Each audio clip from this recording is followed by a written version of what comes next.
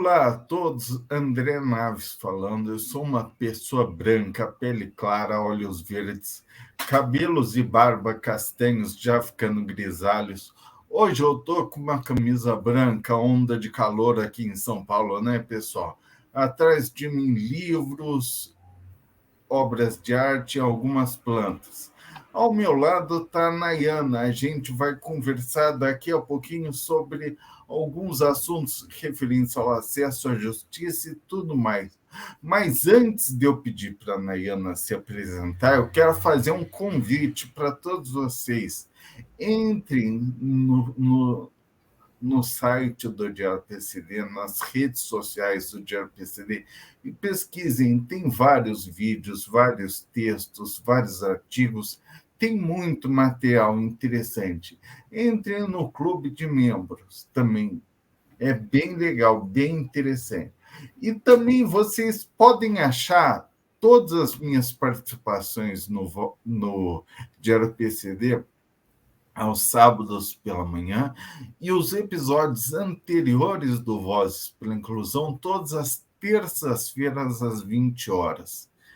Estão todos lá no playlist do Diário PCD, tá bom? Então, agora, Nayana, é com você, diga lá.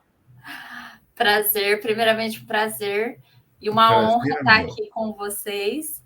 A honra enorme é nossa. Eu tenho cabelos curtos, escuros, estou com um blazer, preto, ao meu fundo tem uma porta branca, um armário marrom, estou usando um brinco em forma de círculo, perolado, e sou uma pessoa com pele clara. Perfeito. Nayane, fala um pouco mais de você, da sua trajetória, sua formação e tudo mais, por favor. Eu atuo na área de direito previdenciário desde 2015, então eu sou advogada, aspirante a professora para docência, fiz aí especializações, mestrado, ainda na dúvida se vou seguir a área acadêmica, se vou para um doutorado, mas muito apaixonada nas discussões de gênero, de grupos vulneráveis. Então, gosto de discutir muito fazer uma análise, um estudo de pessoas com deficiência, idosos, crianças, mulheres em condição de violência doméstica, familiar. Enfim, são temas que sempre me chamaram a atenção e eu sou assim apaixonada. É o que me motiva a atuar na advocacia. Perfeito, Nayane. Aliás, anteriormente a gente estava gravando, eu gravei um episódio com o Matheus. Se conhece o Matheus, inclusive, Matheus Fernandes, da Som do Monte, e eu estava explicando e estava conversando com ele que todos os tipos de exclusão que nós já tivemos foram reduzidas a laudos médicos, todas elas. As mulheres eram reconhecidas com menor capacidade que os homens, os negros tinham capacidade intelectual bem inferior que os brancos, todos os tipos, o povo LGBTQIA+, era doente mental. Aliás, foi só recentemente que o homossexualismo, a doença homossexualismo, foi retirada do CID. Todas elas. Então, eu falo para ele, pessoas com deficiência, elas são é o que restou. É o que restou. E elas também não podem ser reduzidas a laudos médicos. Tem muito mais que isso. O que você poderia comentar sobre isso, por favor? Eu acho que é como a gente vem trabalhando muito nessas questões voltada mais para o direito previdenciário, que é a minha especialização, a gente tentar demonstrar o contexto e o cenário que a pessoa com deficiência está inserida. E quando nós olhamos não só a pessoa com deficiência, Mas minorias, que apesar de a gente sabe que não pode seguir essa literalidade de minoria, porque mulheres hoje, apesar de ser uma minoria, é uma maioria no mundo, a gente tem que entender que toda a ideia, a identidade criada dessas pessoas é a partir de um cenário cultural, econômico, social e até mesmo pessoal. Então, a gente entender, dar a identidade de um indivíduo a uma pessoa baseado num laudo médico é reduzir a sua autodeterminação. Perfeito. Sabe? Então, eu acho que da pessoa com deficiência, por isso que eu falo, é muito além do que um diagnóstico, é muito além de que um laudo.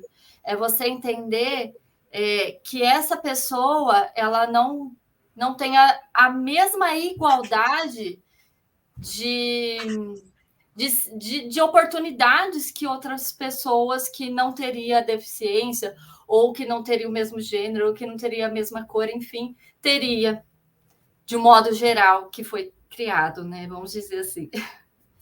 Eu tenho, inclusive, uma grande amiga minha que anda em cadeira de rodas, e ela falou assim: André, tem alguns ambientes que minha deficiência é insuportável, mas tem outros ambientes em que minha deficiência quase não existe. Tem alguns ambientes em que ela é bem recebida, e tem outros que não conhecem ela, que a pessoa já tem um certo preconceito. Ou seja, as barreiras são muito mais exteriores do que interiores. Uhum. Comenta sobre isso, por favor. Eu acho isso um ponto interessante. Sim, a gente pensar em uma barreira, a gente tem que pensar não só de uma estrutura física, vamos dizer assim, mas barreiras de acolhimento, barreiras de tratamento, vamos dizer assim. Não sei se esse seria o termo correto. Por exemplo, quando a gente pega a questão do acesso à justiça, já Sim, delineando esse caminho, a gente tem um pensamento equivocado de pensar em acesso à justiça apenas naquela estrutura do fórum, vamos dizer. Como que essa pessoa vai entrar na estrutura, vai pegar um atendimento, vai para uma audiência, como que ela vai chegar naquele lugar fisicamente? Isso é uma barreira, é um tipo de barreira, uma barreira física. Mas a gente também tem outros cenários de barreiras, né? E eu gosto de trabalhar isso porque no sistema de justiça nós temos a barreira da informação, que é um exemplo, porque muitas pessoas com deficiência, em virtude da sua vulnerabilidade e de todo esse cenário que ela está inserida, na maior parte são pessoas com menos condições financeiras e com menos estudos. E, consequentemente, o acesso ao seu direito, a informação sobre o seu direito, muitas vezes não é claro, não é passado, não é orientado.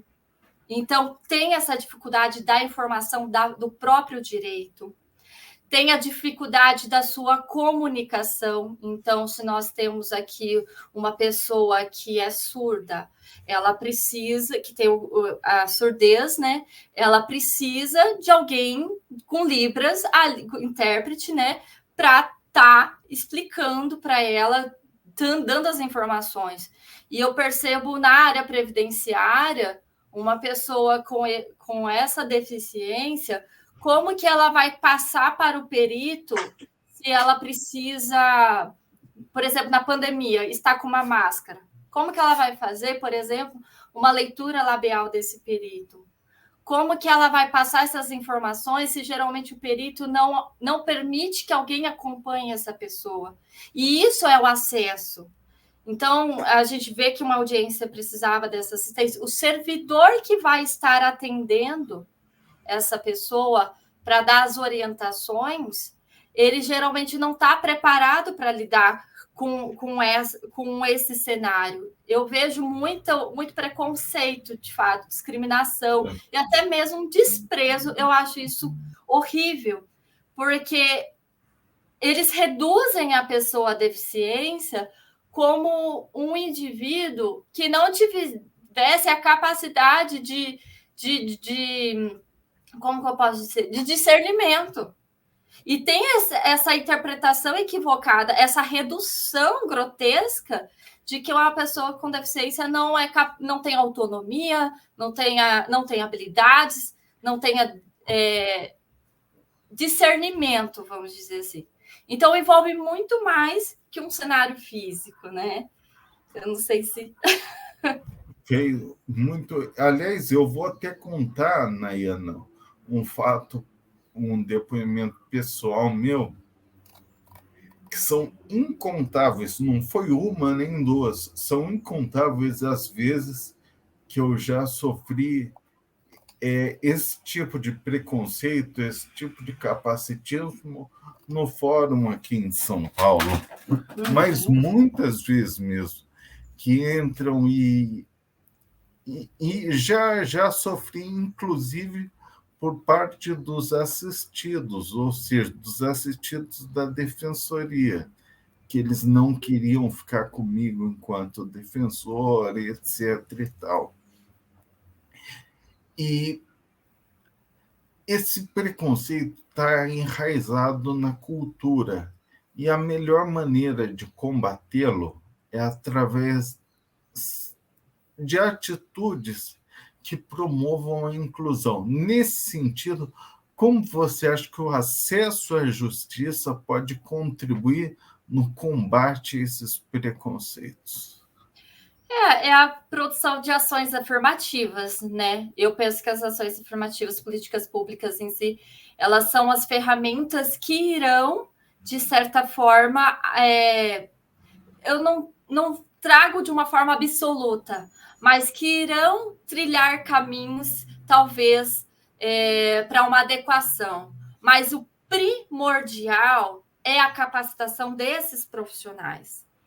Sim. Eu vejo, eu não sei, eu posso estar equivocada, doutor André, você pode me corrigir, mas eu tenho observado que as quantidades de questões sobre o Estatuto da Pessoa com Deficiências nos concursos públicos são muito poucas, são muito baixas. As pessoas não dão atenção a esse estudo, que eu penso que é de extrema, não só pela questão do indivíduo em si, mas porque a pessoa tem que saber esses direitos.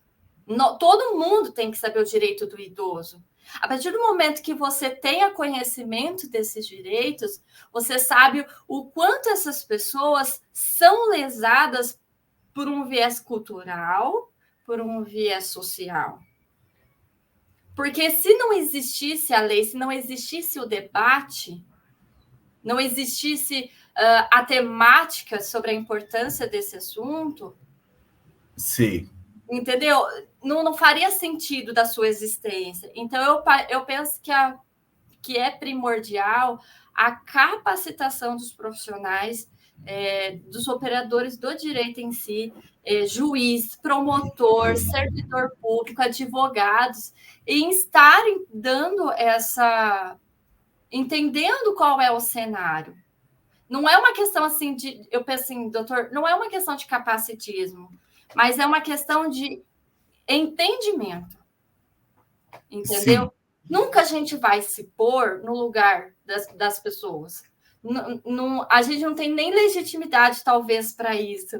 Tem uma autora que eu gosto muito que ela fala disso, da legitimidade de você colocar no lugar da pessoa. Mas a gente entender isso já é um fator que evita a propagação de cenários discriminatórios, preconceituosos, enfim. Sim, e você, Nayana, você falou muito bem no começo aqui da nossa conversa dessas minorias que, na verdade, são maiorias, né? E até mesmo, se a gente está falando em minorias técnicas, ou seja, em grupos populacionais que têm relações de poder subordinadas ou enfraquecidas, nós estamos falando em grupos minorizados. E, nesse sentido, esses grupos minorizados, eles realmente precisam dessas ações afirmativas, dessas leis, dessas políticas públicas para conseguirem chegar lá. Mas eu gostaria de saber, para eles poderem estar nos ambientes, para eles poderem desfrutar dessa inclusão, eles precisam não só da lei, não só das boas intenções, eles precisam de ações, das políticas públicas. Você falou muito bem das ações afirmativas. Explica para a gente o que são essas ações afirmativas e como as políticas públicas, e no caso específico do acesso à justiça, podem criar esse acolhimento maior e esse benefício para todos, mostrando que há um enriquecimento total e mútuo. Uhum. Então, as ações afirmativas, doutor, eu acredito que o senhor já sabe muito mais do que eu, mas, assim, de uma forma muito simples e sintetizada, são políticas sociais que visam o combate dessas discriminações. Então, a gente pode... um exemplo que eu posso dar de ação afirmativa, especial, não com a pessoa com deficiência que eu tenho, mas sobre as mulheres, nós temos aí o mapa do acolhimento. O mapa do acolhimento, ele é uma ação afirmativa em que são uma ONG sem fins lucrativos que atende o Brasil inteiro através de um portal que as mulheres em situação de violência, elas acessam esse portal justamente para ter o atendimento. Então, eu estou aqui, por exemplo, em Curitiba, eu sou notificada por e-mail que uma mulher aqui da minha região precisa desse atendimento. Então, é um exemplo. Helena, só um segundinho. Então, você está me falando de uma iniciativa da sociedade civil Isso. que está determinando uma política pública. É isso mesmo. Exatamente. Olha como isso é importante, que mostra como a atuação, a organização da sociedade, em uma palavra, a cidadania ativa da sociedade, pode determinar políticas públicas. E é muito bacana, desculpa te interromper, doutor, não, mas é muito bacana que essa ONG, por exemplo, ela não conta só com assistências jurídicas. Ela tem assistência social, então nós temos uma assistente social, nós temos psicólogos, nós temos diversos profissionais voluntariamente auxiliando essas pessoas que estão em condição de vulnerabilidade social. Sim. Entende? Mas ainda assim, me parece que é um caminho ainda distante da sociedade em si. Porque é um movimento que geralmente se inicia ali na academia.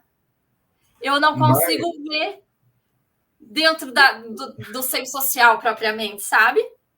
As maiores caminhadas começam com o primeiro passo. Então, são iniciativas assim que são importantes. Às vezes a gente acredita que o que a gente faz é pequeno, mas ele faz uma diferença enorme, enorme para outras pessoas. Mas na questão do acesso à justiça e acolhimento, a gente já falou. Exatamente. Eu queria falar mais sobre essa parte de acolhimento, de entender o outro como ser humano, que merece respeito, que está ali, e que a gente tem... Você falou agora há pouco que eu devo saber muito mais que você. Pelo contrário, estamos todos aprendendo mutuamente sempre. Todos estamos aprendendo e estamos ensinando também, de alguma forma. Todos. Mas quando nós reconhecemos o outro como ser humano, como digno, como respeitável e como fonte de conhecimento, a partir daí nós temos o acolhimento. Mas fale um pouco mais desse acolhimento, por favor, Nayana. O acolhimento que eu penso aqui é a forma, é a abordagem desse acesso. Então, Sim. nós nos deparamos com a pessoa que chega no fórum, é uma pessoa com deficiência e tem dificuldade de comunicação, né? Ela não consegue reproduzir o que ela está querendo dizer, por causa que é uma pessoa muda, e ela chega lá e nós não temos um servidor que vai conseguir estabelecer o vínculo e a comunicação. E essa pessoa ela está acessando o sistema judiciário porque ela quer a tutela de algum direito. E que nós temos... é notório que essa pessoa quer a tutela de direitos nitidamente personalíssimos, direitos sociais. Então, são direitos que estão ali procurando uma tutela, direitos humanos, Sim. entendeu? Na sua maioria. Então, ela já está ali, uma pessoa que sofreu, de fato, alguma violação do seu direito, e ela não consegue a comunicação. E é a grande porcentagem de pessoas vulneráveis deixam de acessar a justiça justamente dessa falta de acolhimento, deste estabelecimento de, não é vínculo, mas este estabelecimento de confiança. Porque se a pessoa não consegue se sentir ouvida e representada, ela não tem confiança. Então, ela começa a dar um cenário para a justiça, um cenário de descrédito, como Sim. se ela nunca fosse tutelada, como se o direito dela nunca fosse válido. Então, Como por isso se fosse menos, né? Exatamente. Por isso que esse acolhimento de você criar mecanismos alternativos para estabelecer uma comunicação, para criar um ambiente, uma estrutura física para essa pessoa ir lá, você criar, capacitar esses profissionais sobre o direito dessas pessoas, é o acolhimento em si. Sim, mas é o seguinte, então, na verdade, o que você está falando é que quanto mais informações as pessoas têm, melhores elas acolhem. Eu penso dessa forma. E daí a gente vai para aquele ponto que realmente o preconceito é a ignorância, é a falta de conhecimento.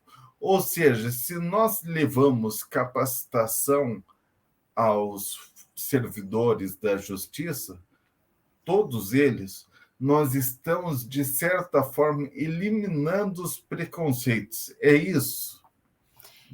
Eu acredito que não há uma eliminação absoluta, 100%. Tá. Mas você, a partir do momento que você faz, eu faço isso, eu falo particularmente dentro da minha casa, com meu filho, com meu esposo, com a minha família. A partir do momento que eu expliquei o exato conceito do que é uma pessoa com deficiência, a visão deles mudaram completamente. Perfeito. Entendeu? Então, só trabalhar o conceito, ele já faz uma transformação. Mas isso não impede também a necessidade de uma conscientização moral de cada indivíduo, uma conscientização pessoal. Eu digo isso. Sim. E essa conscientização tem de partir do quê, Nayana? Como que um indivíduo acorda e vai mudar sua forma de ser? É muito difícil a gente pensar nisso. É muito difícil. Por isso que eu falo que talvez o acesso à informação, o estudo sobre o tema, é que vai despertar, talvez, o interesse nesse indivíduo. Sim. Mas ainda assim também... Ele tem que ser apresentado, né? Eu tenho uma crítica muito forte, porque, assim, eu penso nos direitos sociais, direitos fundamentais, enfim, como se fossem direitos que apesar da gente ver que inerente, são inerentes do indivíduo, são direitos que você parece que tem que pagar para tê-los. E aí eu tenho uma crítica muito forte sobre essa ideia do capitalismo em torno da ideia do direito, da ideia da cultura, da ideia dessa relação social. Tá. Então, a gente pode ver, por exemplo, que muitas empresas acabam, por mais que a gente já tenha aí as previsões, tem a questão da quantidade de profissionais, da porcentagem que tem que ter para pessoas com deficiência, a gente vê que muitas pessoas estão pensando só no capital e acabam não contratando essas pessoas. E isso não adianta, a pessoa tem informação. A pessoa que tem uma empresa, ela tem essa informação, ela tem orientação de profissional, ela tem tudo. Só que o dinheiro fala muito mais alto para ela, porque para ela, uma pessoa com deficiência não estaria produzindo o tanto que ela gostaria que produzisse. Então, eu penso numa interferência muito mundial, assim, sabe? Nayana, é o seguinte, se a gente pensar que as empresas hoje sobrevivem pela inovação, tá bom? A inovação está baseada na criatividade. E um dos maiores estímulos à criatividade é conviver com pessoas diversas, é conviver em experiências diversas, é presenciar atitudes diversas. Você não acha que quem está fazendo isso está indo contra a mentalidade capitalista? Totalmente. Só que a pessoa não tem esse conhecimento. Nayana, olha, foi um prazer enorme conversar com você. Já estamos nos encaminhando para o final. Eu quero pedir para você dar seu recado final, mostrar o que você pensa. Quero que você dê suas conclusões finais, dê um recado aqui para todo mundo que está nos assistindo. Fale se alguém quiser conversar mais com você, onde pode te encontrar também. E explique para a gente como essa questão do acesso à justiça pode melhorar não só a confiança no sistema de justiça, como pode servir de exemplo, de paradigma, até mesmo para o acolhimento das pessoas nos ambientes políticos e em todos os outros ambientes. Bom, obrigada. E, assim, eu não tenho muito o que acrescentar, mas eu penso que o que a gente pode concluir desse diálogo de hoje é a necessidade de um olhar e uma ótica sensibilizada. Porque a pessoa com deficiência, esse olhar com a pessoa com deficiência, ele deve ser muito maior que um simples ato de empatia. Ele é ele necessita de um olhar sensível, não no sentido de diminuição, de piedade, mas de particularidades da questão, como acontece em todas as discussões de grupos vulneráveis. Então, a gente precisa entender quem é a pessoa com deficiência. Sim. Então, a partir daí, a gente precisa de um olhar político, a gente precisa de um olhar social, econômico, cultural, pessoal, e, acima de tudo, um olhar humano, porque são pessoas com características. Assim como eu, se eu quisesse pintar meu cabelo azul, eu sou uma pessoa com a minha característica. Então, são características, não são pessoas que dependem de eu preciso dar uma ajudinha ali. Não, elas são pessoas e você tem que atender elas de acordo com as características delas. Ponto final. Perfeito. Só se alguém quiser conversar com você, como é que te encontra? Olha, eu não tenho nada profissional, então, se for mandar um e-mail, meu e-mail é nayanapupo@gmail.com.br. Tá ótimo. Então, estamos aqui, pessoal, e essa conversa deliciosa com a Nayana Pupo foi mais um episódio do Vozes pela Inclusão, e hoje nós tratamos de como o acesso à justiça humanizado que promova acolhimento pode ser importante para equalizar as barreiras sociais. Muito obrigado e até semana que vem. Tchau.